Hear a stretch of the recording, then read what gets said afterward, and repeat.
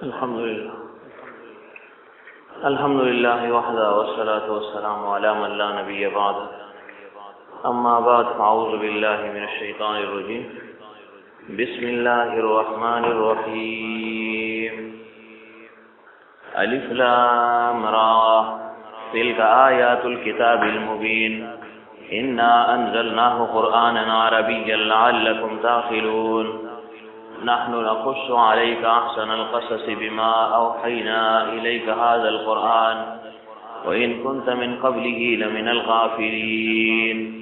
إذ قال يوسف لأبيه يا أبت إني رأيت 11 كوكبا والشمس والقمر رأيتهم لي ساجدين. قال يا بني لا تقصص رؤياك على إخوتك ويكيدوا لك كيدا إن الشيطان للإنسان عدو مبين. وكذلك يجتبيك ربك ويعلمك من تأويل الأحاديث ويتم نعمته عليك وعلى آل يعقوب كما أتمها على أبويك من قبل إبراهيم وإسحاق إن ربك عليم حكيم. لقد كان في يوسف وإخوته آيات للسائلين. صدق اللہ العظیم. لفظی ترجمہ یہ ہے الف لام را. یہ حروف مقطعات ہیں، ان کے معنی اللہ تعالیٰ خوب جانتا ہے. تلک آیات الکتاب، یہ آیات ہیں الکتاب المبین، کتاب واضح کے. انا بے شک ہم نے انزلنا ہو اتارا اس کو قرآن عربیہ، قرآن عربی زبان میں. لعلکم تعقلون، شاید کہ تم عقل سے کام لو. نحن نقص علیک، ہم بیان کرتے ہیں آپ کے سامنے احسن القصص، قصوں میں سے ایک بہترین قصہ. بما اوحینا الیک، ساتھ اس کے کہ ہم نے وحی کی آپ کی طرف ھذا القرآن، اس قرآن کے ذریعے سے. وَإِن كُنْتَ، اور اگرچہ تھے آپ من قبلہ، اس سے پہلے، لمن الغافلین، البتہ ناواقفوں میں سے. اور وہ قصہ کیا ہے؟ اذ قال، جب کہا یوسف علیہ السلام نے لأبیہ، اپنے والد کو، یعنی یعقوب علیہ السلام کو. کیا کہا؟ یا ابتی، اے ابا جان، انی بے شک میں نے رأیتو، دیکھا، 11 کوکبا، 11 ستارے، والشمس، اور سورج، والقمر، اور چاند.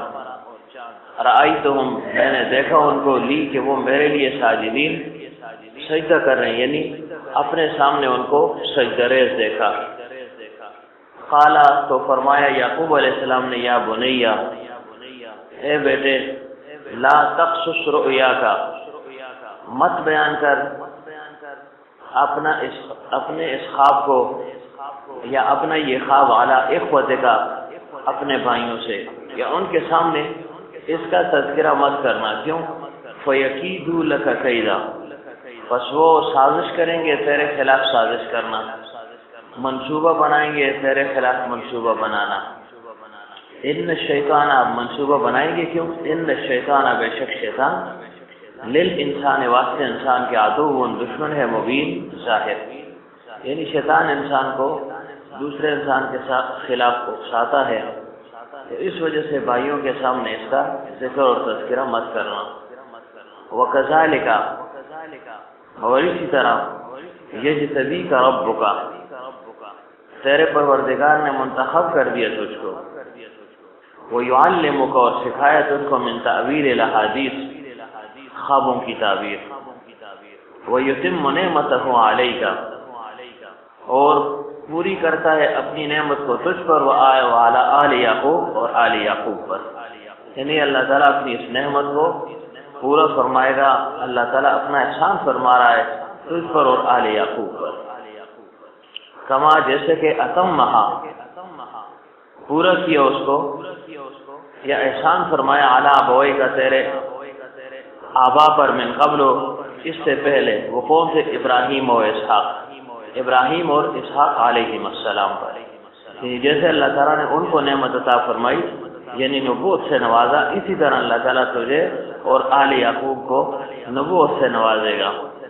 ان ربک، بے شک پروردگار تیرا علیم حکیم، جاننے والا ہے اور حکمت والا ہے۔ لقد کان، البتہ ہے، فی یوسف، یوسف علیہ السلام و اخوتہ اور ان کے اسبائی کے قصے میں، آیات نشانیاں، للسائلین، واسطے سوال کرنے والوں کے، یعنی اس میں اللہ تعالیٰ نے بڑے بڑے حقائق چھپا رکھے ہیں، لیکن ان لوگوں کے لیے کہ جو سوال کرتے ہیں یا جو اس میں غور و فکر کر لیں۔ تو یہ مکی صورت اور اس میں 111 آیات، 111 آیات۔ مکی اور مدنی کا اختلاف پہلے بھی ذکر ہوا ہے کہ بعض صورتوں کو مکی کہا جاتا ہے، بعضوں کو مدنی کہا جاتا ہے۔ کس بنا پر کہا جاتا ہے، کیوں کہا جاتا ہے، اور کتنی صورتیں مکی ہیں اور کتنی مدنی ہیں؟ 86 صورتیں مکی ہیں اور باقی 28 صورتیں وہ مدنی ہیں۔ ایک قول یہ ہے کہ 83 صورتیں مکی ہیں، باقی جتنی ہیں وہ مدنی ہیں، اور ایک قول 87 کا ہے کہ 87 صورتیں مکی ہیں اور باقی صورتیں مدنی ہیں۔ بعض صورتیں ایسی ہیں کہ وہ مکی ہیں لیکن اس میں چند آیات وہ مدنی ہوتی ہیں، اور بعض صورتیں مدنی ہیں لیکن ان میں چند آیات وہ مکی ہیں، لیکن اکثریت کا اعتبار کر کے اس کو مکی یا مدنی کہہ دیا جاتا ہے۔ اب کیسے اور کیوں اس کو مکی اور مدنی کہا جاتا ہے؟ تو اس کی توجیہ یہ بیان کی گئی ہے، عام جو مشہور ہے کہ جو صورت مکہ مکرمہ میں نازل ہوئی اس کو مکی کہہ دیا گیا، اور جو صورت مدینہ منورہ میں نازل ہوئی اس کو مدنی کہا گیا، لیکن یہ توجیہ درست نہیں ہے۔ درست توجیہ کیا ہے کہ جو صورت یا آیت ہجرت سے قبل جہاں کہیں بھی نازل ہوئی اس کو مکی کہا جائے گا، وہ مکی ہوگی، اور جو صورت یا آیات ہجرت کے بعد جہاں بھی نازل ہو جائے یا ہوئی اس کو مدنی کہیں گے اور کہا جائے گا۔ یعنی نبوت سے پہلے پیغمبر صلی اللہ علیہ وسلم اگرچہ مکہ مکرمہ میں نہ تھے، سفر میں تھے، مدینہ منورہ میں تھے، جہاں کہیں بھی تھے، لیکن چونکہ ہجرت سے پہلے آیات نازل ہوئی یا صورت نازل ہوئی تو اس کو مکی کہا جائے گا، اور ہجرت کے بعد اگرچہ پیغمبر صلی اللہ علیہ وسلم مدینہ منورہ میں موجود نہ ہو، راستے میں ہو، کہیں طائف کی طرف جا رہے ہوں، دمشق کی طرف جا رہے ہوں، یمن کی طرف جا رہے ہوں، یا مکہ مکرمہ میں موجود ہوں، لیکن اس صورت کو مدنی کہا جائے گا۔ یعنی اعتبار ہجرت کا ہے کہ ہجرت سے قبل جو آیت جو صورت جہاں نازل ہوئی مکی کہلائے گی، ہجرت کے بعد جتنی آیات ہیں، ایک آیات ہے یا زیادہ آیات ہیں یا جتنی صورتیں ہیں، وہ ہجرت کے بعد جہاں کہیں بھی نازل ہوگی اس کو مدنی کہا جائے گا۔ اور پھر مکی اور مدنی کا کہ پہچان کی کچھ علامات ہیں۔ ایک علامت اس میں کیا ہے کہ مکی صورتوں میں یا ایھا الناس کے ساتھ خطاب کیا گیا ہے، اور مدنی صورتوں میں یا ایھا الذین سے خطاب کیا گیا ہے۔ اسی طرح جو مکی صورتیں ہیں اس میں لفظ کلا کا استعمال ہوا ہے، اور جو مدنی صورتیں ہیں اس میں لفظ کلا کا استعمال نہیں ہوا۔ مکی صورتوں میں مخاطب مشرکین ہیں اور مدنی صورتوں میں مخاطب منافقین ہیں۔ تو یہ چند علامات بھی ذکر کر دی گئی تاکہ مکی اور مدنی کی پہچان انسان کر سکے۔ مکی صورتیں اس میں عموماً عقائد وغیرہ اس کی بحث کی گئی ہے، توحید کے متعلق ذکر کیا گیا ہے، اور مدنی صورتوں میں جہاد، قتال وغیرہ اور جو احکامات ہیں اس کا ذکر کیا گیا۔ تو بہرحال یہ سورہ یوسف ہے اور یہ مکی صورت ہے، اس میں 111 آیات ہیں اور کلمات اس کے 1767 ہیں، 1767، اور اس کے جو حروف ہیں وہ 7169 ہیں۔ اتنے حروف ہیں اس میں، اور کلمات وہ 1767۔ تو فرمایا الف لام را، یہ حروف مقطعات میں سے ہے کہ اس کے معنی اور مطالب کو اللہ تعالیٰ خوب جانتا ہے کہ اس کا کیا معنی ہے۔ یعنی بعض آیات ایسی ہیں جن کو حروف یعنی بعض حروف مقطعات ہیں، بعض آیات متشابہات ہیں جس کا معنی اور مطلب سوائے اللہ تعالیٰ کے کسی کو بھی معلوم نہیں ہے۔ احتمالی معنی اگرچہ مفسرین نے فرمائے ہیں احتمالی، لیکن قطعی معنی وہ کسی کو بھی معلوم نہیں ہے، یا یہ کہ وہ پیغمبر صلی اللہ علیہ وآلہ وسلم اور اللہ تعالیٰ کے درمیان ایک راز ہے کہ اللہ تعالیٰ نے پیغمبر صلی اللہ علیہ وسلم کو اس کا علم عطا فرما دیا۔ شیخ عبدالحق محدث دہلوی رحمۃ اللہ علیہ فرماتے ہیں کہ 3 قسم کے علوم اللہ تعالیٰ نے پیغمبر صلی اللہ علیہ وآلہ وسلم کو عطا فرمائے۔ 3 قسم کے علوم، ایک وہ کہ جن کے اظہار کا اللہ تعالیٰ نے حکم عطا فرما دیا کہ اس کا اظہار آپ اپنی امت کے سامنے صحابہ کرام کے سامنے فرما لیں، اور دوسرا وہ علوم ہے جس کے متعلق حکم ہو گیا کہ اس کا اظہار نہ فرمائیں، یعنی اخفاء کا حکم ملا۔ تیسرے قسم کے علوم وہ ہیں جس کے متعلق اختیار دے دیا گیا۔ تیسرے قسم کے علوم کون سے ہیں کہ اس کے متعلق اختیار دے دیا گیا، ایک کے متعلق اخفاء کا حکم، دوسرے کے متعلق اظہار کا حکم، تیسرے کے متعلق اختیار کہ آپ اس کو بیان کریں یا نہ کریں، وہ آپ کی مرضی ہے۔ تو بعض یہ کہتے ہیں کہ ان حروف مقطعات کے معنی پیغمبر صلی اللہ علیہ وسلم کو اللہ تعالیٰ نے بتلا دیے، لیکن اس کے اخفاء کا حکم اللہ تعالیٰ نے دیا کہ اس کا اظہار آپ نے نہیں فرمانا۔ تو بہرحال وہ آیات متشابہات، حروف مقطعات کہ جن کے معنی اور مطلب مفسرین بیان نہ کر سکے، باوجود اس کے کہ بڑے بڑے مفسرین آئے اور آئیں گے اور آتے رہیں گے، لیکن ان کو بھی اس تک رسائی نہ ہو سکی، کیونکہ اللہ تعالیٰ کا کلام ہے، اس کا کوئی کنارہ ہے نہیں، اور اس کے علوم کا احساس کوئی کر نہیں سکتا۔ اس وجہ سے قیامت تک مفسرین آتے رہیں گے اور اس میں غوطہ زنی کریں گے، خریزی کرتے رہیں گے، لیکن پھر بھی کچھ نہ کچھ تشنگی وہ باقی رہ جاتی ہے، اور پھر اس کی عقدہ کشائی اللہ تعالیٰ جنت میں خود فرمائیں گے حروف مقطعات اور آیات متشابہات کے متعلق، کہ وہاں اس کی عقدہ کشائی ہوگی کہ ان حروف کا اور ان حروف مقطعات کا اور ان آیات متشابہات کا صحیح معنی کیا ہے، اللہ تعالیٰ خود اس کو ذکر فرمائیں گے۔ جنت میں چونکہ انور شاہ کشمیری رحمۃ اللہ علیہ فرماتے ہیں کہ دنیا کے دنوں کے اعتبار سے دن میں 2 مرتبہ درس ہوگا قرآن پاک کا، اور مدرس اور مفسر وہ کون ہوں گے؟ وہ اللہ تعالیٰ کی ذات خود ہوگا۔ تو اللہ تعالیٰ ہمیں وہ وقت نصیب فرمائے، لیکن اس کے لیے تقوی اور طہارت کی زندگی ضروری اور لازم ہے کہ انسان تقوی کی زندگی گزارے، حلال اور حرام کی تمیز کے ساتھ زندگی گزارے، متشابہات جو مشتبہ چیزیں ہیں اس سے اپنے آپ کو بچائے، اوامر کا پابند رہے، نواہی سے اپنے آپ کو بچائے، تو پھر یہ نعمت اللہ تعالیٰ اس کو عطا فرما دے گا۔ تو بہرحال یہ حروف مقطعات ہیں کہ ان کا صحیح معنی اور مطلب وہ کسی کو بھی معلوم نہیں ہے، البتہ احتمالی معنی کیے گئے ہیں، جیسے الف لام میم ہے، الف لام را ہے، تو اس کے احتمالی معنی کیا ہے؟ مثلا الف لام را انا اللہ ارا، ایک معنی یہ کیا گیا ہے۔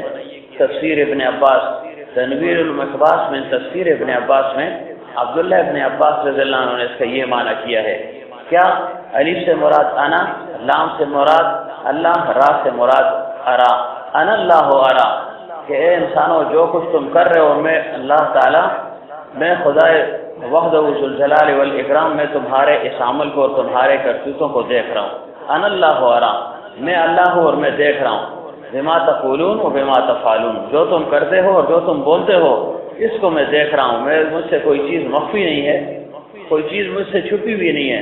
جس جگہ پر انسان جو بھی عمل کرے، چاہے وہ رات کے اندھیروں میں کرے، دن کے اجالوں میں کرے، جس جگہ بھی کرے، مخلوق نہ بھی ہو، اور انسان یہ تصور کرے کہ میرے ساتھ کوئی نہیں ہے، تو اس وقت اس کو یہ استحضار قائم رہنا چاہیے کہ اللہ تعالیٰ مجھے دیکھ رہا ہے اور سن رہا ہے، اننی معکما اسمع و ارا، کہ میں تمہارے ساتھ ہوں، میں تمہیں دیکھ رہا ہوں اور میں تمہیں سن رہا ہوں۔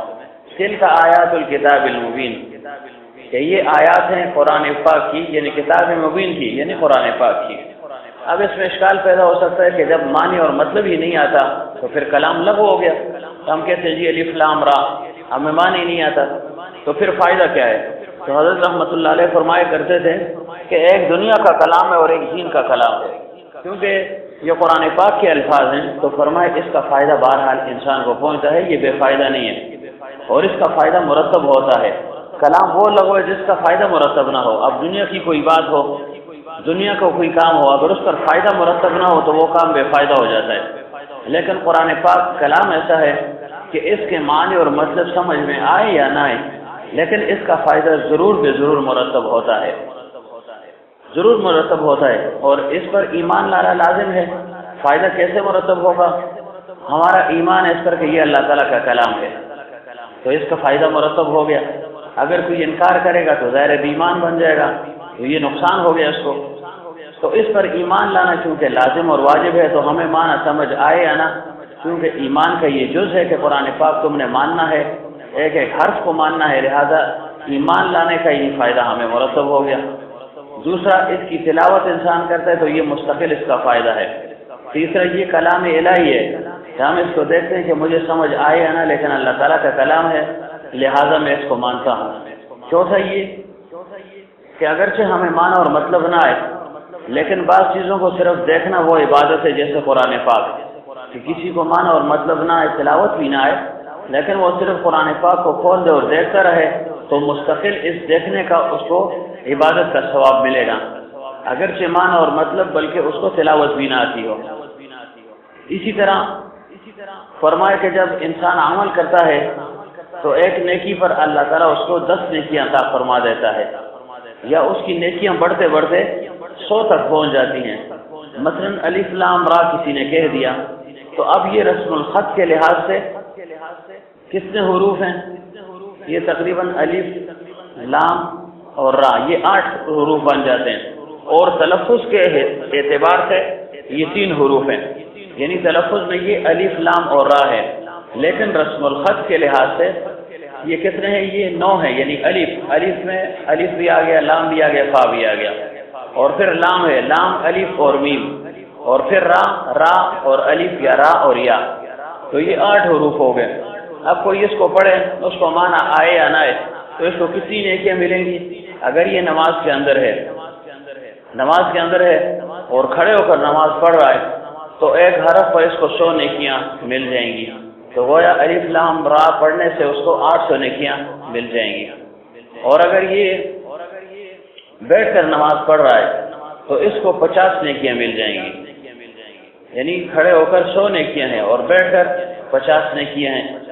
اسی طرح اگر یہ باوضو ہے اور خارج صلاۃ میں اس کو پڑھ رہا ہے تو 25 نیکیاں اس کو ملیں گی، اور اگر یہ باوضو نہیں ہے، خارج صلاۃ میں ہے، تو اس کو 10 نیکیاں ملیں گی۔ یعنی کسی لحاظ سے بھی اس کا نقصان نہیں ہے، فائدہ ہی فائدہ ہے کہ بغیر وضو کے اگر یہ پڑھ رہا ہے، نماز سے خارج ہے تو 10 نیکیاں، باوضو ہو کر پڑھ رہا ہے تو 25، باوضو ہو کر نماز کی حالت میں بیٹھ کر پڑھ رہا ہے تو 50، باوضو اور نماز کی حالت میں کھڑے ہو کر پڑھ رہا ہے تو اس کو 100 نیکیاں مل جائیں گی ایک حرف پر۔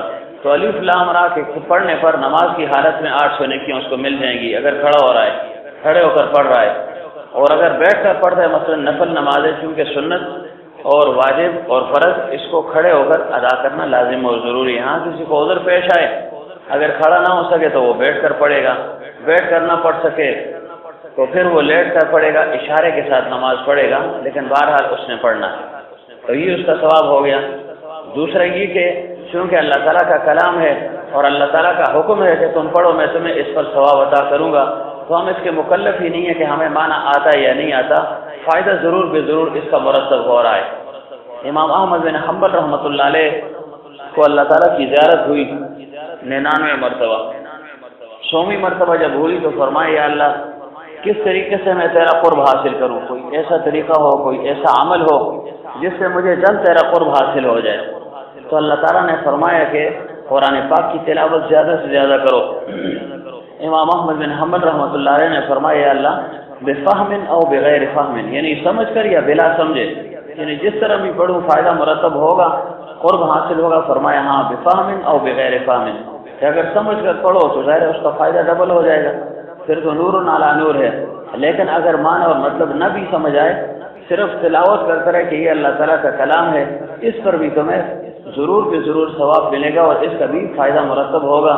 اور وہ فائدہ کیا ہے کہ میرا قرب تمہیں حاصل ہوتا رہے گا۔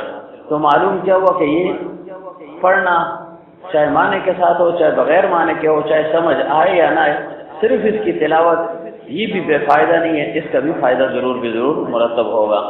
اور اس کی مثال پہ حضرت یوں بیان فرمایا کرتے تھے کہ جیسے بیمار کو جو دوائی دی جاتی ہے، طبیب جو دوائی لکھ لیتا ہے، ڈاکٹر جو دوائی لکھتا ہے، تو عام طور پر مریضوں کو اس کا علم نہیں ہوتا کہ یہ دوا کس مقصد کے لیے ہے، لیکن ڈاکٹر کے کہنے پر وہ دوائی کو استعمال کرتا ہے۔ اب اسے اس کا معنی بھی نہیں آتا، اس کا مفہوم بھی اس کے علم میں نہیں ہے، سمجھ نہیں ہے، لیکن وہ دوائی ضرور بے ضرور کھاتا ہے، اور جب وہ کھاتا ہے تو اس کا اثر کیا مرتب ہوتا ہے کہ اللہ تعالیٰ اس کو صحت عطا فرما دیتے ہیں۔ کہ اب دوائی کی طرح کہ اس کا معنی ہمیں آئے، اس کا مطلب ہمیں سمجھ آئے یا نہ آئے، لیکن ہم اس دوائی کو کھاتے ہیں اور اس کا اثر کیا مرتب ہوتا ہے کہ اللہ تعالیٰ انسان کو صحت عطا فرما دیتا ہے۔ تو جب دنیا کی ایک چیز میں اللہ تعالیٰ نے فائدے کو رکھا ہے، سمجھے یا نہ سمجھے فائدہ مرتب ہوگا۔ اسی طرح کلام الہی ہے کہ اس کی سمجھ آئے یا نہ، لیکن اس کا فائدہ ضرور بے ضرور انسان کو مرتب ہوتا ہے۔ تو بہرحال فرمایا الف لام را انا اللہ ارا، میں اللہ ہوں، میں دیکھ رہا ہوں، تلک آیات الکتاب المبین، کہ یہ آیات ہیں کتاب مبین کی، یعنی قرآن پاک کی یہ کتاب ہے کہ تم غور و فکر کرو کہ یہ اللہ تعالیٰ کی طرف سے نازل شدہ کتاب ہے، یہ مخلوق کا کلام نہیں ہے۔ اور چونکہ یہودیوں کے سوال کا جواب دینا مقصود تھا، علماء یہود نے مشرکوں سے کہا تھا کہ دیکھو اس محمد صلی اللہ علیہ وسلم سے اپنی جان کیسے چھڑاؤ گے؟ مختلف موقعوں پر مختلف سوالات کے ذریعے سے پیغمبر صلی اللہ علیہ وسلم کی جانچ کرتے رہے کہ آیا یہ اللہ تعالیٰ کا پیغمبر ہے یا نہیں۔ مختلف موقعوں پر مختلف چیزوں کا وہ پوچھتے رہے، اور وحی کے ذریعے سے اللہ تعالیٰ نے اس کا علم پیغمبر صلی اللہ علیہ وسلم کو عطا فرما دیا۔ تو یہودیوں نے کہا کہ تم اس محمد صلی اللہ علیہ وسلم سے یہ پوچھو کہ اس محمد صلی اللہ علیہ وسلم سے یہ پوچھو، کیا پوچھو کہ اولاد یعقوب شام کو چھوڑ کر مصر کیوں آئی اور کس طریقے سے مصر وہ پہنچ گئے؟ تھے تو یہ شام میں دمشق میں تھے، تو یہ دمشق اور شام سے مصر کیسے پہنچ گئے؟ اس کے متعلق پیغمبر صلی اللہ علیہ وآلہ وسلم سے پوچھو، ذکر کرو، یہ سوال کرو، اور یہ بھی ساتھ پوچھو کہ یوسف علیہ السلام کا کیا واقعہ تھا، یہ کیا ماجرا تھا، کیا واقعہ تھا۔ تو اس پر یہ پوری صورت اللہ تعالیٰ نے نازل فرما دی کہ ان کے سوال کا جواب بھی ہو جائے گا، اور یوسف علیہ السلام کا پورا قصہ اللہ تعالیٰ نے پیغمبر صلی اللہ علیہ وسلم کے سامنے ذکر فرما دیا۔ تو فرمایا انا انزلناہ قرآنا عربیا، اس قرآن پاک کو ہم نے عربی زبان میں اتارا ہے، یعنی اس کا ہر جز غلبہ استعمال کی وجہ سے، یعنی ہر جز وہ قرآن پاک ہے اور وہ عربی میں ہے۔ بعض الفاظ ایسے ہیں کہ جو عربی کے نہیں ہیں، لیکن اطلاق اس کا جو ہے کیوں ہوتا ہے کہ وہ عربی زبان میں آ گئے، یعنی ہماری زبان میں بہت سے الفاظ ایسے ہیں کہ جو ہماری زبان کے نہیں ہیں، لیکن عمومی استعمال میں آ گئے تو اس کو زبان کا حصہ قرار دے دیا گیا، زبان کا حصہ بن گیا ہے۔ بہت سے الفاظ ایسے ہیں کہ جو ہماری زبان کے نہیں ہیں، مثلا اردو کے نہیں ہیں، دوسری زبانوں سے لیے گئے ہیں، لیکن اردو کا ایک حصہ بن گیا، لہذا اس پر اردو کا اطلاق ہوتا ہے۔ تو عمومی طور پر قرآن پاک کے الفاظ وہ عربی کے ہیں، بعض الفاظ اس میں رومی بھی ہیں، جیسے القسطاس ہو گیا، یہ ایک لفظ ہے، اور بھی بہت سے ایسے الفاظ ہیں کہ جو دوسری زبانوں کے ہیں، لیکن چونکہ اس زبان میں وہ ضم ہو گئے ہیں، استعمال میں آ گئے ہیں، لہذا اس پر بھی عربی کا اطلاق ہو گیا۔ تو فرمایا ہم نے اس قرآن پاک کو عربی زبان میں اتارا، کس مقصد کے لیے؟ لعلکم تعقلون، تاکہ تمہیں سمجھ آ جائے۔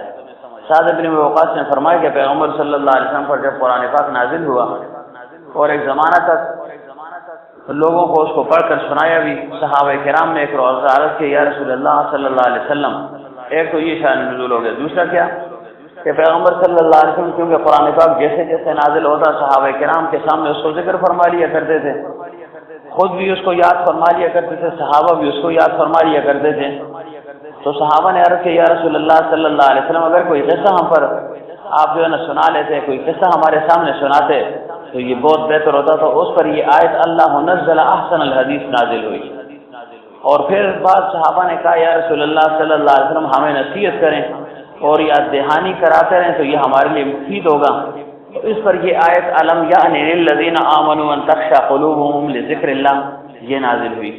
اور حضرت ابن عباس رضی اللہ عنہ کی روایت ہے مشہور، وہ کیا ہے کہ ایک دفعہ صحابہ نے، خصوصاً اب ابن مسعود رضی اللہ عنہ کی روایت ہے یا ان دونوں کی ہے، صحابہ نے عرض کیا یا رسول اللہ صلی اللہ علیہ وسلم ہمارے سامنے کوئی قصہ جو ہے نا وہ آپ ذکر فرمائیں، کوئی قصہ ہو، کہانی ہو، وہ اگر آپ بیان فرما دیں۔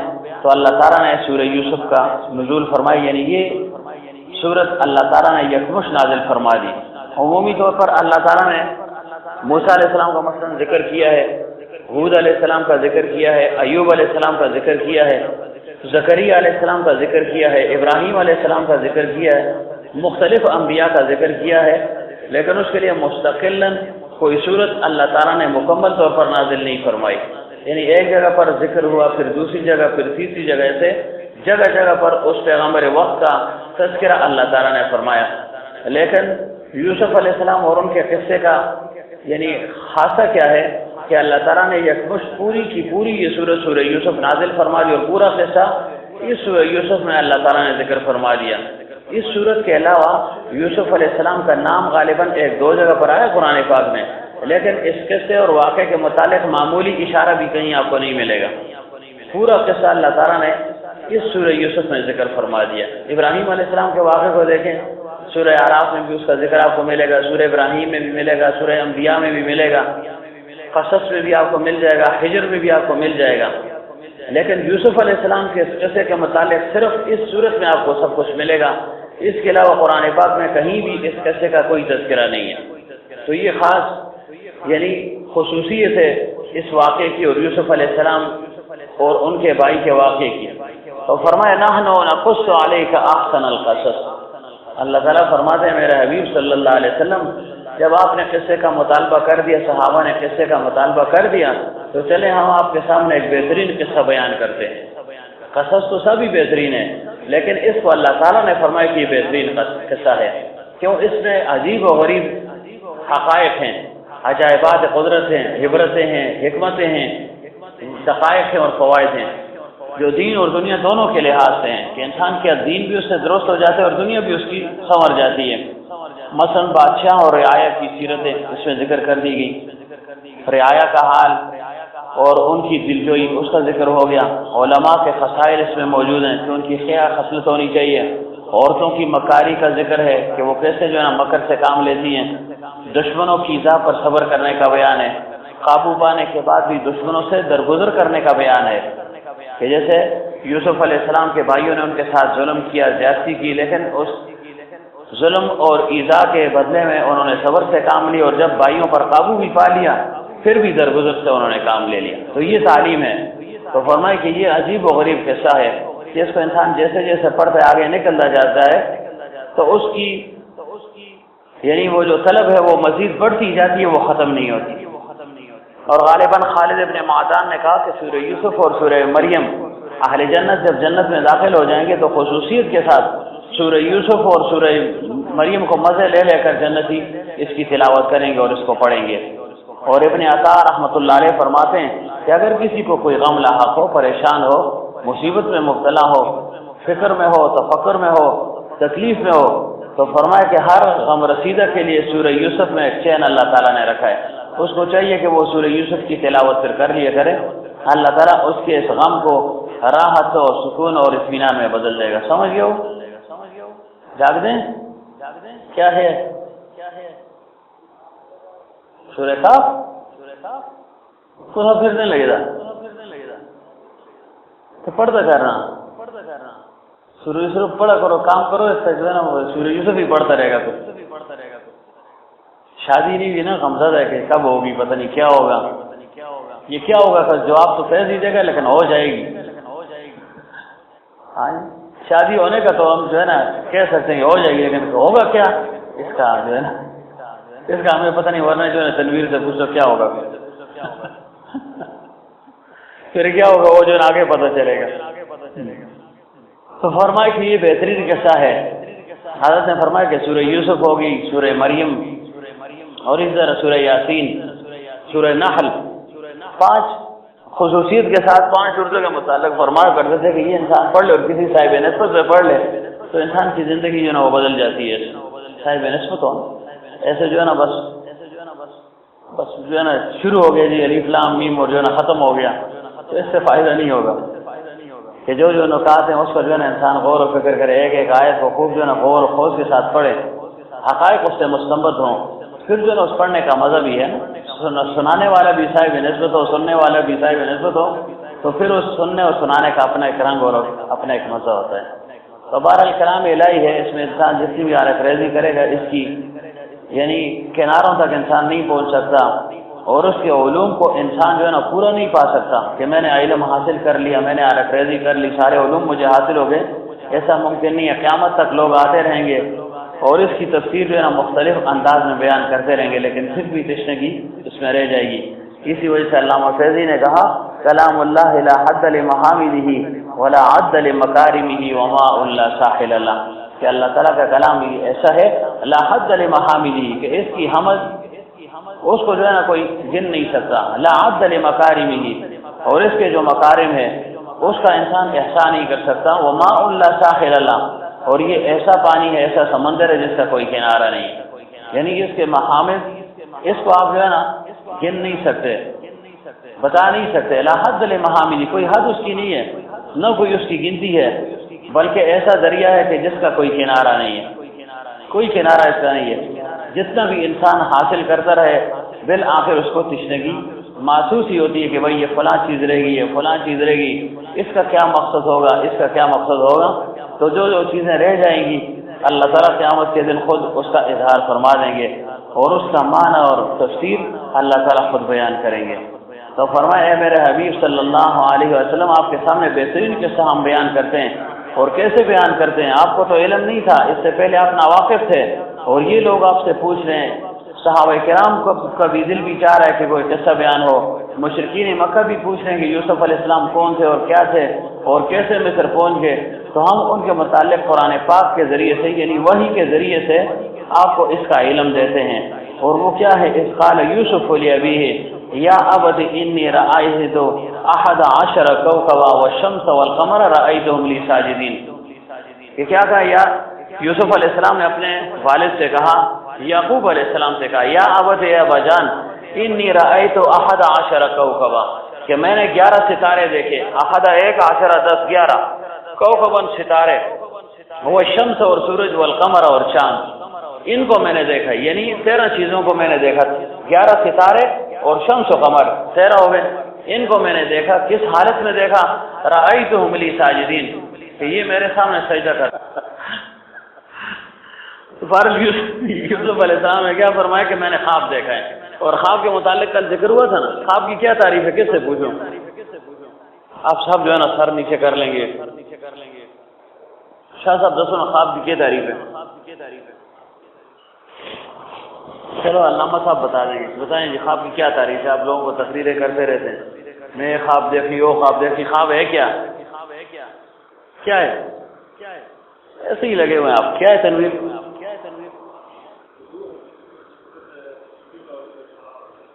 پھر کیا ہوتا ہے؟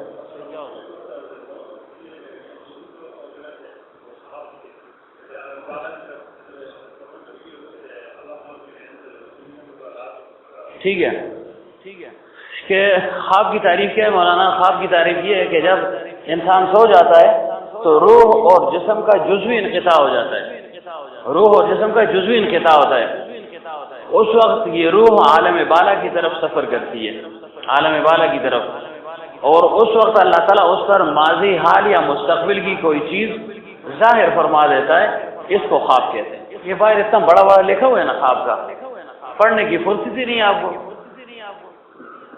یہ اتنا بڑا بڑا کس لیے لکھا ہوا ہے کہ اس کو پڑھو اس کو سمجھ تو آئے نا آپ کو کہ جب روح اور جسم کا جزوی انقطاع ہو جائے، یعنی نیند میں جزوی انقطاع ہو جاتا ہے، جسم ایک قسم کا مغلوب ہو جاتا ہے، خاموشی اور سکون مل جاتی ہے، لیکن روح اس کے اندر موجود ہوتی ہے.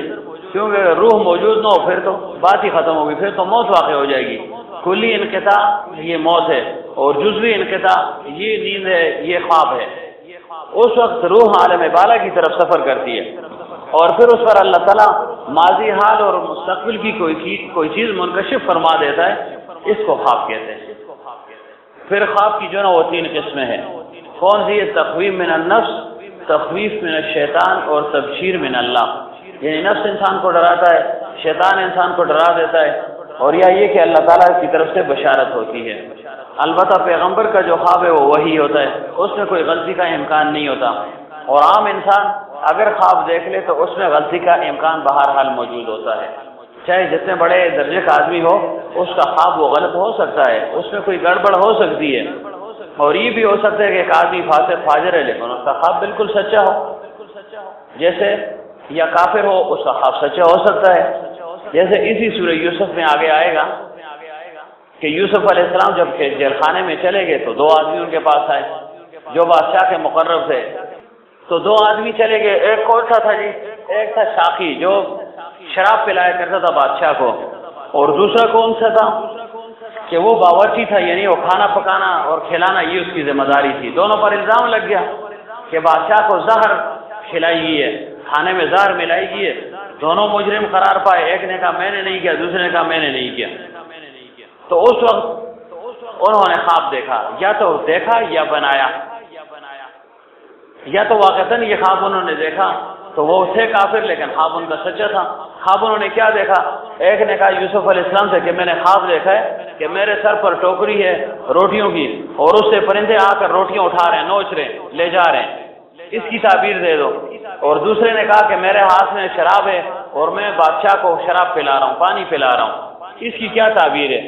تو یوسف علیہ السلام نے فرمایا تعبیر اس کی یہ ہے، جو شراب پلا رہا ہے، پانی پلا رہا ہے، اس کو یہ کہہ دیا۔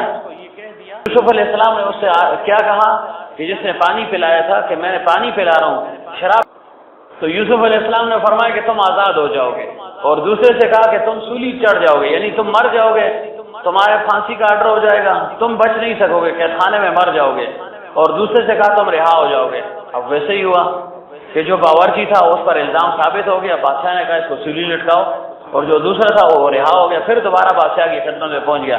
اب کافر تھے لیکن ان کا خواب جو ہے نا وہ سچا واقعہ ہو گیا، سچ ثابت ہوا۔ اسی طرح پھر آگے مزید آتا ہے کہ جب قحط ہونے لگی مصر میں تو بادشاہ وقت نے خواب دیکھا، بادشاہ کافر تھا، اس نے کیا خواب دیکھا؟ اس نے کیا خواب دیکھا کہ میں نے دیکھا ہے کہ 7 گائے ہیں دبلی پتلی اور 7 گائے ہیں خوب فربا۔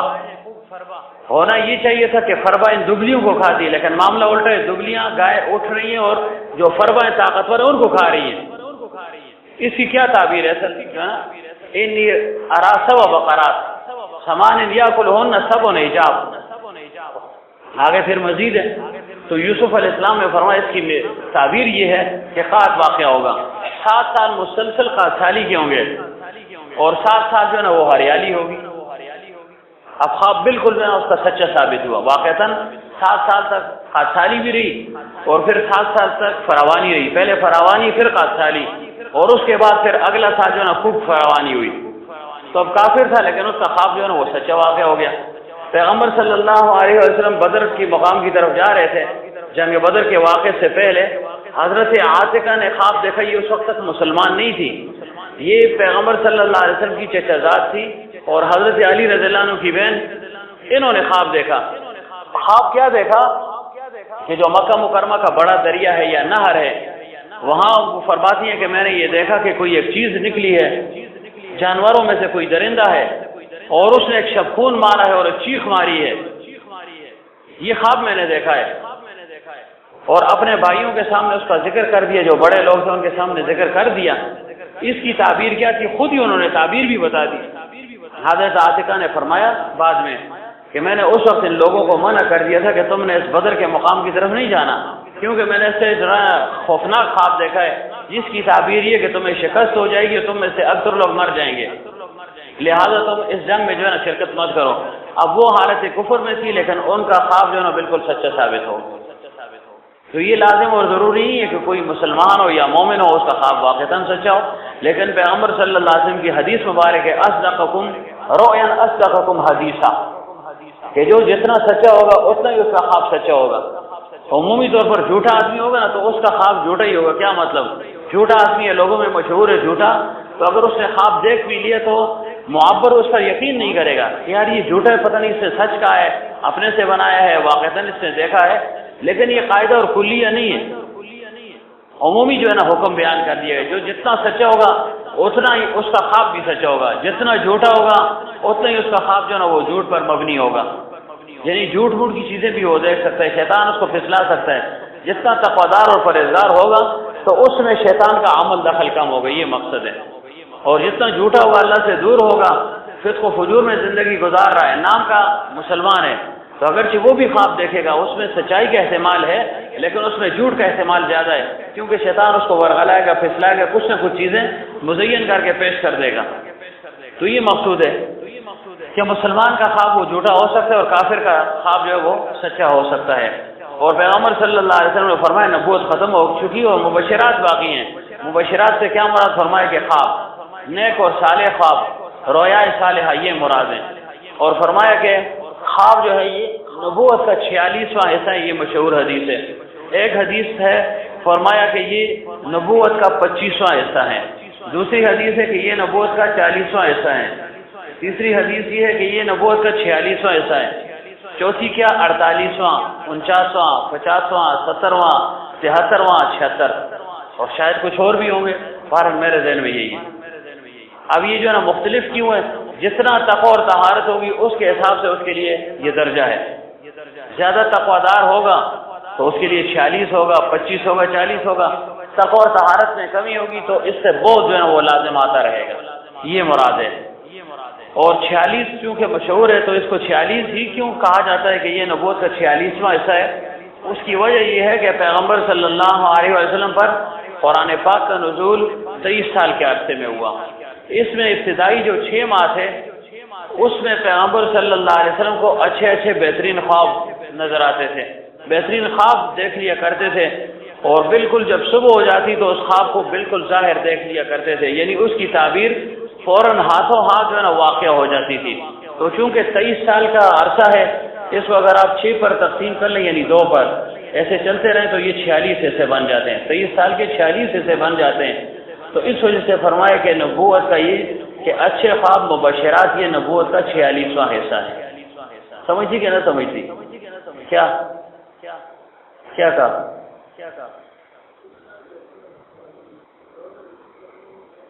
دو پر تقسیم کریں گے، دو پر ضرب دیں گے، دوست تقسیم کر کے 11.5 ہو جائے، ضرب دیں گے نا، یعنی 6 ماہ ابتدا میں مسلسل 6 ماہ پیغمبر صلی اللہ علیہ وسلم کو اچھے اچھے خواب نظر آئے، اور کیونکہ پیغمبر کا خواب وہی ہوتا ہے تو وہ خواب بالکل سچا ہوتا ہے، اس میں کوئی شک و شبہ نہیں، اور صبح اس کی فوراً تعبیر مل جایا کرتی تھی۔ تو اس زمانے میں کہا کہ 23 سال کے جو ہے نا اگر 2 ایسے کریں سال کے تو 46 ایسے بن جاتے ہیں، تو فرمایا کہ خواب جو ہے یہ نبوت کا 46واں حصہ ہے۔ مقصود یہ کہ خواب کو بیکار بھی مت سمجھو، اس کا نبوت کے ساتھ کچھ نہ کچھ تعلق ہے، نبوت سے پہلے پیغمبر صلی اللہ علیہ وسلم کو خواب آتے رہے جو وحی کے بمنزلہ تھے، تو لہٰذا اگر کسی کو خواب نظر آ جائے اچھا خواب ہو تو یہ اچھی علامت ہے، اور اس پر اس کو خوش بھی ہونا چاہیے، اور اگر برا خواب ہو تو اس کو کسی کے سامنے ظاہر نہ کرے اور خاموشی اختیار کر لیں۔ اچھا خواب ہو تو اس کو بیان کر دے، لیکن کس کے سامنے بیان کرے؟ نیک اور صالح آدمی کے سامنے، اپنے شیخ کے سامنے بیان کر دے، کسی اور کے سامنے بیان نہ کرے، اس کا نقصان کیا ہوگا؟ جیسے یوسف علیہ السلام کو یعقوب علیہ السلام نے فرمایا لا تقصص رؤیاک علی اخوتک، دیکھو ماشاءاللہ صحیح اقرار کیا ہے میں اس کو 2 آدمی چاہو کھلیں مشکل ہے چاڑو ہے اس کی کھلو نا ساری داڑی مشینہ کا کھلتے رہے جو سب سنگ نیندر نہ آئی ایسا نیندر آ جاتی ہے، واج ٹہنا نہیں اچھا ٹہنا لگے پھر 10 میں ٹہنا اسی آپ ہی دیکھا جا رہا تھا جلدی پہنچ یہ سوتے ہو تو پھر جو ہے نا سارا جو میرا ذہن بھی جو ہے نا وہ گڑبڑ کر دیتے ہو، ادھر جو ہے نا یہ میری جو ہے نا ادھر بغل میں سو رہے ہیں اور ادھر جو ہے نا یہ سو رہا ہے، ادھر آپ سو رہے ہیں، تو پھر کیا ہوگا؟ اس لیے میں نے کہا تھا کہ یہ جیسے ہی تہجد کی نماز ہو تو اس وقت جو ہے نا درس ہونا چاہیے، کم از کم آنکھ تو آپ کی کھلی ہوگی نا، ذکر میں بھی آپ جو ہے نا ری کر دینا، اونچی ذکر تو اونچی آواز میں کریں نا، وہ بھی ہے یہ حال ہے، ذکر میں بھی آپ لوگ سوئے رہتے ہیں، کوئی 4-5 آوازیں وہ آتی ہیں آج کوئی بول رہا ہے بس، ورنہ آپ کتنے آدمی آج کتنے آدمی تھے رات کو 39 آدمیوں کی آواز جو ہے نا ذکر کرے پتہ لگتا ہے کہ 39 آدمی بول رہے ہیں، ویسے آپ کتنے جو کی اوپڑ دیو لگے ایک آدمی اسے گلا کر دے مالا سن دے کہ کی ہو گئے ایسے ہی ہے نہیں. اور ذکر کوئی ذکر ہے یار یہ ادھر نیند کا قابل اللہ. اب یہ ذکر ہے آپ لوگوں کا. مجھے نیچے ہنسی آتی رہتی کہ یار کیا کریں ان کے ساتھ. ادھر بیٹھ جاؤں پھر آپ ذکر نہیں کرتے آپ سارے اصل جی تھکے ہیں جی مطلب ہے یہ بھی بیٹھے جاتا. ظاہر بیٹھنے کے ساتھ تو پھر ذکر جو ہے نا خوب ہونا چاہیے نا والہانہ ہونا چاہیے. تو آپ ہر وقت تھکے تھکے ہی ہوتے ہیں بس. کبھی آپ کو فریش میں نے نہ دیکھا کہ چلو جذبے کے ساتھ کسی دن آپ نے ذکر کیا ہو. منت اور سماجت ہی ہے اس کو جگہ اس کو جگہ اونچا کرو جی اونچا کرو. حاجی صاحب بیچارے جو ہے نا بوڑھے ان کی آواز جو ہے نا سب سے اوپر. اور باقی جو ہے نا اللہ خیر ہی کرے. زیارت گل صاحب تو باتیں تو بہت بنا لیں گے لیکن ذکر میں آواز نہیں ہوتی پھر تو کیا فائدہ ہوا اس کا. دیکھیں عبد القدوس گنگوئی رحمۃ اللہ علیہ کے متعلق آتا ہے اب کھانا بھی ان کا کچھ نہیں تھا. توکل اتنا تھا استغنا اتنی تھی نفس کی ایسی مخالفت کی کہ دن میں صرف ایک بادام کھایا کرتے تھے ایک بادام. لیکن جب ذکر کرتے تھے تو خانقاہ ان کی شہر سے 2 فرلانگ کے فاصلے پر تھی. 2 فرلانگ یعنی 2 میل سمجھ لیں. فرلانگ میل سے بھی زیادہ ہے لیکن چلو 2 میل. 2 میل کے فاصلے پر خانقاہ تھی. خانقاہ میں جب ذکر کرتے تو بستی میں ہر گھر والا یہ تصور کرتا کہ میرے کان میں حضرت ذکر کر رہے ہیں. 10 پتا ہوتا ہو ذکر کا ہو. 2 میل دور تک حضرت کی آواز جاتی. آپ بہت ہوا تو 1 منٹ جو ہے نا اللہ اللہ اللہ کریں گے نا پھر جو ہے نا گر جائیں گے. اور حضرت جو ہے نا مسلسل ذکر فرمایا کرتے تھے مسلسل. اتنا بھی جذبہ نہیں آپ. اور شفقت وہ منہ سے تو نہیں کہہ رہے پھر اس سے جو ہے نا یہیں جلتے بجلی نہ لو یہیں حالدہ رہے پھر. تو آپ جسم کو جو ہے نا حرکت تو دیتے ہیں زبان کو حرکت دیا کریں. ذکر سے مراد زبان ہے نا.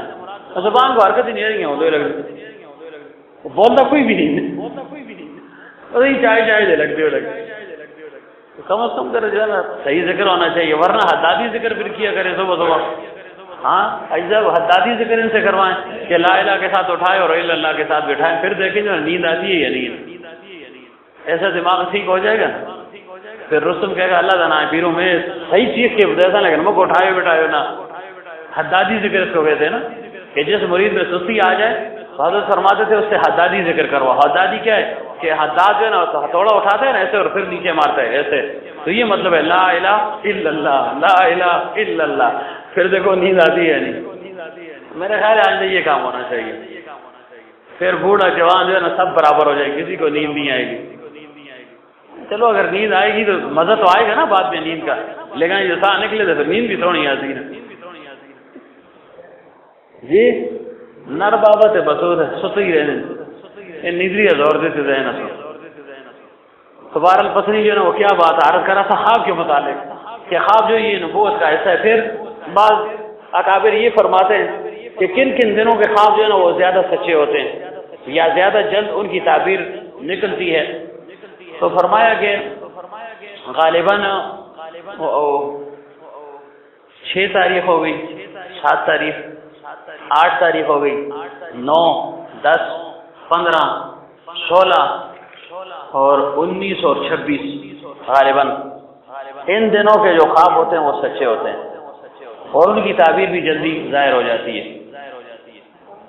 جی چاند ظاہر اعتبار تو چاند کا ہے نا.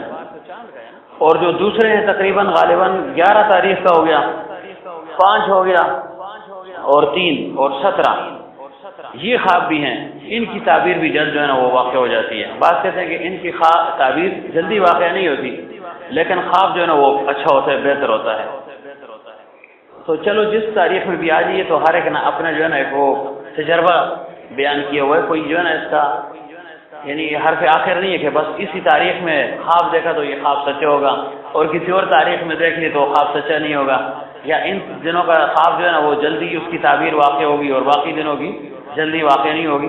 خوابوں کی تعبیر میں جو ہے نا وہ بعض اوقات جلدی تعبیر واقع ہو جاتی ہے بعض اوقات اس میں وقت لگ جاتا ہے.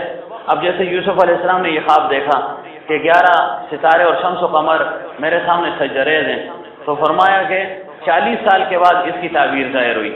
اور ایک قول 80 سال کا ہے اور ایک قول 20 سال کا ہے یعنی کم از کم 20 سال لگے اس خواب کی تعبیر پر. خواب 20 سال پہلے دیکھا اور تعبیر 20 سال بعد یا 40 یا 80 سال کے بعد ظاہر ہوئی. تو جلدی بھی نہ مچائے کہ میں خواب دیکھا تو بدنی کیوں ہے تو دیکھا تو بس ہو گیا خود جو ہے نا ظاہر ہو جائے گا۔ بعض خواب ایسے کہ اس پر 5 سال لگ جاتے ہیں، بعض ایسے کہ اس پر 6 مہینے لگ جاتے ہیں، اور بعض ایسے کہ بس ٹک ڈس دے، جیسے ہی خواب دیکھا اس کی تعبیر جو ہے نا فوراً مل جاتی ہے۔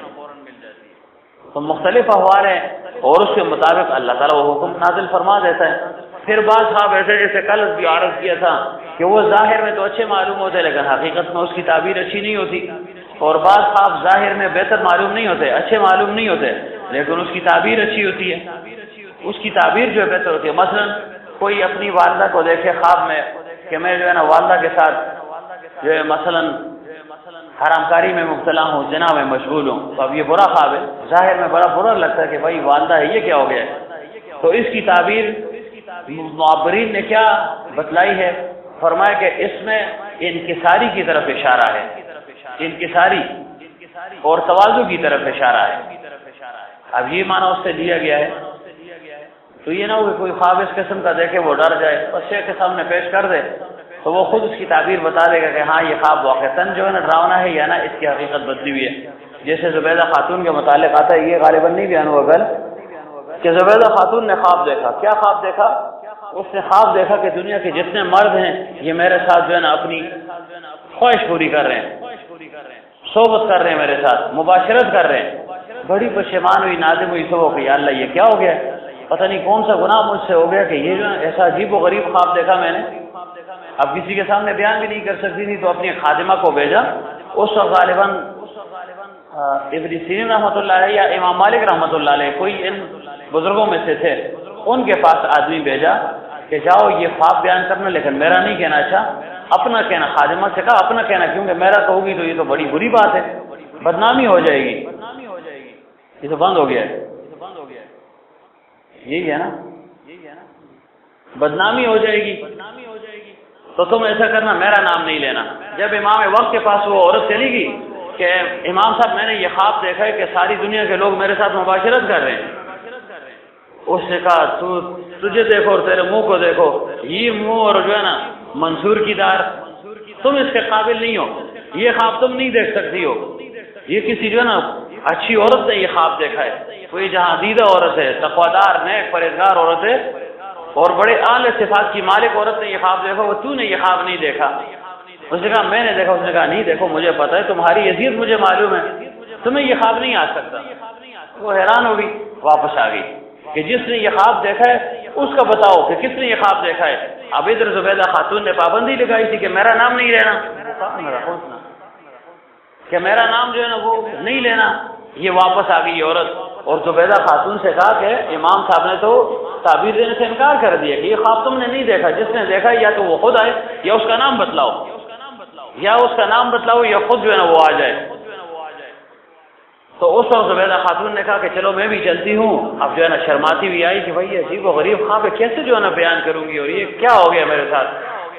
تو خیر جب آئی تو امام صاحب سے کہا کہ جی میں زبیدہ خاتون ہوں، ہارون رشید کی بیوی ہوں، میں نے یہ خواب دیکھا ہے۔ فرمایا ہاں واقعی یہ خواب تمہارے دیکھنے کے قابل تھا، اس وجہ سے میں نے بوڑھی سے کہا تم یہ خواب نہیں دیکھ سکتی ہو۔ اور فرمایا ڈرنا نہیں ہے، اس خواب کی تعبیر کیا ہے؟ اس خواب کی تعبیر یہ کہ اللہ تعالیٰ تم سے عظیم الشان کام لے گا جو رہتی دنیا تک قائم رہے گا۔ اور پھر اس کے بعد نہر زبیدہ اس نے بنائی، نہر زبیدہ دریا کی صورت ہے لیکن نہر پر جو ہے وہ مشہور ہو گئی ہے کہ مکہ اور مدینہ منورہ صلی اللہ علیہ وسلم کے لیے پانی کا انتظام اس نے کیا ہے۔ پہلے پانی وغیرہ اتنا نہیں تھا وافر مقدار میں، یہ ساری ترتیب جو ہے نا یہ ہارون رشید کی بیوی زبیدہ خاتون نے کی۔ تو اب دیکھیں اب بھی لوگ اسے جو ہے نا فائدہ اٹھا رہے ہیں، نہر زبیدہ اب بھی مشہور ہے، شاید اب نام بدل گیا ہو لیکن پہلے نہر زبیدہ یہ مشہور تھی۔ تو اب خواب کتنا برا تھا لیکن اس کی تعبیر جو ہے نا کتنی بہترین واقع ہو گئی ہے۔ تو یہ کوئی تصور نہ کرے کہ میں نے خواب ایسا دیکھا ہے، نہ معلوم یہ خواب جو ہے نا برا ہے۔ دوسرا یہ کہ برے خواب کو کسی کے سامنے ذکر نہ کرنے کا حکم یہ حلال اور حرام کا نہیں ہے کہ اگر کسی نے خواب بیان کر دیا تو حرام کا مرتکب ہو گیا، یا اگر بیان کر دیا تو ناجائز عمل ہو گیا، یہ مقصود نہیں ہے۔ احتیاط کے لیے فرمایا گیا ہے کہ احتیاطاً اپنے برے خواب کو پیش نہ کرو۔ کیوں؟ جو تمہارا دشمن ہے وہ خوش ہوگا آپ سے جہاں پھنس گیا، ٹھیک ہے پھنس گیا ہے۔ اور اچھے خواب کو بھی پیش نہ کرو کہ جو تمہارا دشمن ہے وہ حسد میں مبتلا ہو جائے گا۔ اچھا خواب بھی پیش نہ کرو، تمہارا مخالف حسد میں مبتلا ہو جائے گا، اور برا خواب بھی پیش نہ کرو، تمہارا مخالف خوش ہوگا اس پر، تو دونوں میں تمہارے لیے مصیبت ہے۔ لہذا خواب کو کسی کے سامنے بیان نہ کرو. لیکن یہ حکم حلال اور حرام کا نہیں ہے، قطعی حکم نہیں ہے کہ اگر کسی نے بیان کر دی تو وہ گناہگار ہو گئے. نہیں. کیوں؟ پیغمبر صلی اللہ علیہ وآلہ وسلم نے خود ایسے خواب کے جن کی تعبیر اچھی نہیں تھی لیکن صحابہ کرام کے سامنے اس کا ذکر کر دیا. مثلا احد کی لڑائی سے پہلے، غزوہ احد سے پہلے پیغمبر صلی اللہ علیہ وسلم نے فرمایا وہی میں نے خواب دیکھا ہے، صحابہ کرام کے سامنے ذکر کیا کہ میری جو تلوار ہے ذوالفقار وہ ٹوٹ گئی ہے، لیکن پھر جب میں نے اس کو ہلایا تو وہ پھر ٹھیک ہو گئی. اور فرمایا میں نے کچھ گائے دیکھی جو ذبح ہو رہی ہیں. یہ خواب دیکھا. اب اس کی تعبیر کیا تھی کہ مسلمانوں کو جزوی طور پر تھوڑا سا دھچکا پہنچ گیا جنگ احد میں، اور پھر بالآخر اللہ تعالیٰ نے مسلمانوں کو فتح دے دی. فتح اس معنی میں کہ کفار بھاگ گئے، وہ میدان میں کھڑے نہیں ہوئے. جب حضرت ابو سفیان اس وقت مسلمان نہیں تھے تو انہوں نے آواز لگائی کہ تم میں محمد زندہ ہے یا نہیں ہے. پہلے تو آواز تھی کہ محمد صلی اللہ علیہ وسلم شہید ہو گئے، اور پھر بعد میں انہوں نے تحقیق کے لیے آواز دی تو پیغمبر صلی اللہ علیہ وسلم فرمایا خاموش رہو خاموش رہو خاموش رہو. 3 مرتبہ کا. اس کے بعد پھر فرمایا کہ ہاں محمد صلی اللہ علیہ وسلم زندہ ہے. تو اس نے کہا بس ہم نے جنگ جیت لی ہے اور جو ہے ہم اب جا رہے ہیں.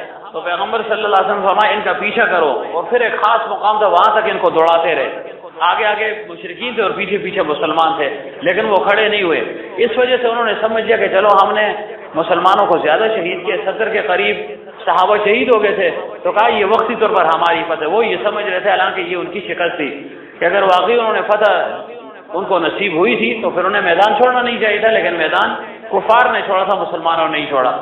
تو یہ مقصود تھا پیغمبر صلی اللہ علیہ وسلم کا کہ کچھ گائیں ذبح ہو رہی ہیں، یعنی صحابہ کی شہادت کی طرف اشارہ تھا، اور خصوصاً حضرت امیر حمزہ رضی اللہ عنہ کی شہادت کی طرف اشارہ تھا کہ خواب اچھا نہیں تھا، اس کی تعبیر اچھی نہیں تھی، لیکن پیغمبر صلی اللہ علیہ وسلم نے اس کا ذکر فرما دیا.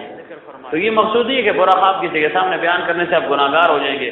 گناہ تو نہیں ہوگا، لیکن کم از کم اس کا اثر چونکہ برا پڑے گا، آپ پر بھی برا اثر پڑے گا، لوگوں پر بھی برا اثر پڑے گا، اور جو معاندین ہیں مخالفین ہیں وہ سے پھر جو ہے نا بات کا بتنگڑ بنا دیں گے، تو آپ کے لیے مفت کی ایک پریشانی جو ہے نا وہ بن جائے گی.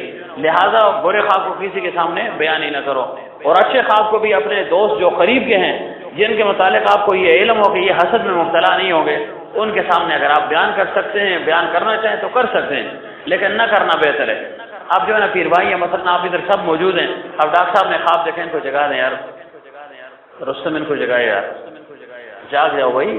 جو ہے نا بہت افسوس افسوس ماشاء اللہ 70 سال عمر ہو جائے اس کو نیند آئی تو بڑی عجیب بات ہے. اب مثلا ڈاکٹر صاحب نے خواب دیکھا اور خواب اچھا ہے، اب انہوں نے جو ہے نا ذکر کر لیا، مثلا کس کے سامنے ذکر کر لیا؟ حاجی صاحب کے سامنے مثلا ذکر کر لیا، یا پرویز صاحب کے سامنے ذکر کر لیا، تو یہ کہیں گے یار ڈاکٹر صاحب آپ سے تو ہم پہلے جو ہے نا خانقاہ میں آتے جاتے ہیں، اور جو ہے نا اپنے یہ کہیں گے کیا نام ہے ان کا جی، نام ان کا بھول گیا ہوں، یہ آپ کے ساتھ نواز، جی ہاں، یہ کہیں گے کہ ڈاکٹر صاحب میں تو اتنی مدت سے آ رہا ہوں، خواب آپ کو اچھے اچھے آ رہے ہیں یار، یہ کیا ہو گیا؟ تو دل میں جو ہے نا بات پیدا ہو جائے گی. تو اس وجہ سے کہا کہ خواب کو اپنے پھر بھائیوں کے سامنے بھی پیش نہ کرو. اب دیکھیں یہ یوسف علیہ السلام کے بھائی تھے، 11 تو سوتیلے بھائی تھے نا، علاتی بھائی تھے، لیکن ایک بھائی تو اپنا تھا، حقیقی بھائی تھا. یعقوب علیہ السلام نے فرمایا کہ نہیں، بنیامین کے سامنے بھی اس خواب کو بیان نہیں کرنا، کیا پتہ یہ بے احتیاطی کر لے اور بھائیوں کے سامنے اس خواب کو پیش کر لے، تو ممکن ہے کہ بھائی پر آپ کو خوب اعتماد ہو کہ یہ اچھا ہے، یہ حسد میں مبتلا نہیں ہوگا، میرے ساتھ جو ہے نا حسد نہیں کرے گا، بغض اور اناد نہیں رکھے گا. لیکن یہ احتمال ہے کہ شاید یہ بات کو روک نہ سکے. بعض ہونے نا ظرف کم ہوتے، ظرف کم ہوتا ہے ان کا نا، تنگولی نہیں شی خبر وہ دل سے جو توگڑ بس ٹھیک تھا وہ چلتا ہو رہا جو بس ڈرس شی خبر بولتا تو بعضوں کا ظرف کم ہوتا ہے. تو اس وجہ سے اگر ایک کے سامنے بات کر دی وہ آگے دوسرے کو کہے گا، وہ تیسرے کو تو بات پھیل جائے گی. عورتوں کی عادت ہے خورے عام احتیاط اویم گورے بلتے ہونا ہوئے اگوی تی بلتا موئے اگوی تی بلتا موئے بس پورا بکلی کی خبر خورش. عورتوں کی عادت ہے، ہاں تمہیں تو بتا رہی ہوں لیکن خبردار کسی کو نہیں بتانا. اور بالکل بالکل پیغام ہو تو وہ آگے ایک اور کو بتا دے گی، تجھے بتا رہی ہوں لیکن تم نے آگے نہیں بتانا. اچھا ایسے چلتے چلتے پورے محلے میں گاؤں میں بات پھیل جاتی ہے. تو اس وجہ سے کہا کہ خواب کو کسی کے سامنے بیان ہی نہ کرو، بس بات ختم ہوگی. شیخ کے سامنے بیان کر دو لیکن خواب ہو اچھا فضول قسم کی واحیات نہ ہو کہ ایسے میں جو ہے نا میں نے خواب دیکھا ایسے میں دوڑ رہا ہوں تو کیا ہوا؟ دوڑ رہے ہو تو کیا ہو گیا؟ تو فضول ایسے جو ہے نا شیخ کا وقت بھی ضائع کیا اور اپنا بھی.